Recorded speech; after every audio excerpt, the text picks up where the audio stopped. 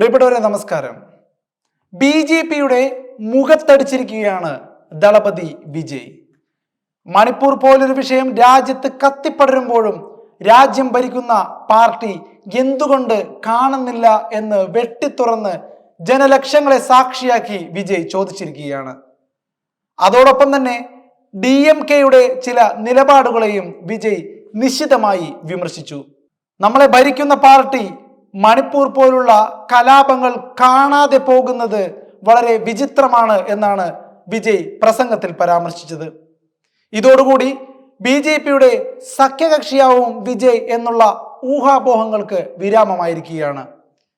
തനിയാളായി ഒറ്റയ്ക്ക് പോരാടാൻ തന്നെയാണ് വിജയ് രാഷ്ട്രീയത്തിൽ ഇറങ്ങിയിരിക്കുന്നത്. ആരുടെയും കൂടെ നടന്നോ താങ്ങി നടന്നോ ഒന്നും നേടാനില്ല എന്ന തുറന്ന പ്രഖ്യാപനമാണ് വിജയ് നടത്തിയിരിക്കുന്നത്. ഇന്ത്യയിൽ ഏറ്റവും ടോപ്പിൽ നിൽക്കുന്ന പാർട്ടി BJP-യെ തന്നെ പച്ചയ്ക്ക് വിമർശിച്ചുകൊണ്ട് താൻ ആർക്കും ഭയപ്പെടുന്നില്ല എന്ന ഒരു തുറന്ന പ്രഖ്യാപനമാണ് ജനലക്ഷങ്ങളെ സാക്ഷിയാക്കി വിജയ് കഴിഞ്ഞ ദിവസം നടത്തിയത്. നമ്മുടെ രാജ്യത്തിന്റെ ഭരണഘടനയുടെ പിതാവായ ഡോക്ടർ BR അംബേദ്കറിന്റെ ഓർമ്മ ദിനത്തിൽ അദ്ദേഹത്തിന്റെ പേരിലുള്ള ഒരു പുസ്തക പ്രകാശന വേളയിലാണ് നടനും രാഷ്ട്രീയ നേതാവുമായ വിജയ് ഇത്തരത്തിലുള്ള പ്രസ്താവനകൾ പ്രസംഗത്തിലൂടെ നടത്തിയത്. എന്നാൽ ഈ വേദിയിലേക്ക് ക്ഷണിതനായിരുന്ന മറ്റൊരു രാഷ്ട്രീയ പ്രമുഖൻ കടുത്ത സമ്മർദ്ദത്താൽ എത്തിച്ചേർന്നില്ല എന്നുള്ളതാണ് മറ്റൊരു കാര്യം.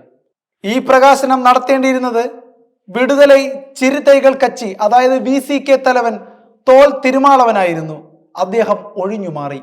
രാഷ്ട്രീയ വൈരി എന്ന നിലയിലും DMK-യുമായുള്ള സഖ്യകക്ഷി എന്ന നിലയിലുമുള്ള സമ്മർദ്ദം കാരണമാണ് ഇങ്ങനെ ഒരു തീരുമാനം തിരുമാളവന് എടുക്കേണ്ടി വന്നത്.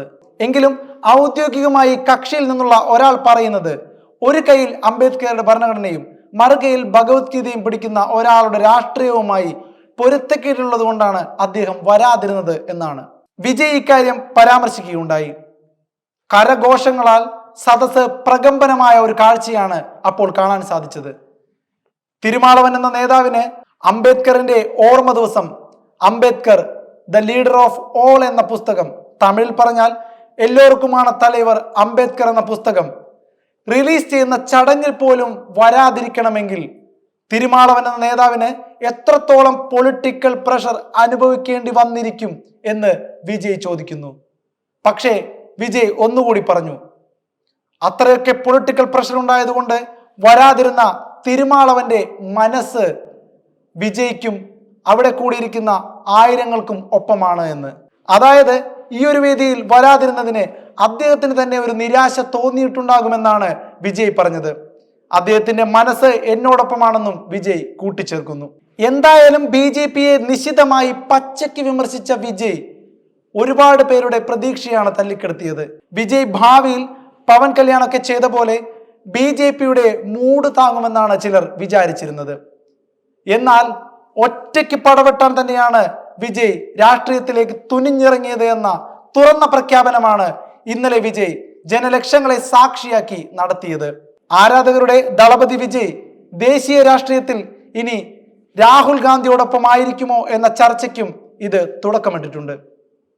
എന്തായാലും വിജയ് BJP-യിലേക്കില്ല എന്ന പ്രഖ്യാപനം നടത്തിയതോടെ തമിഴ്നാട്ടിൽ ഒരുപാട് പിന്തുണ കൂടിയിരിക്കുന്ന ഒരു സാഹചര്യമാണ്.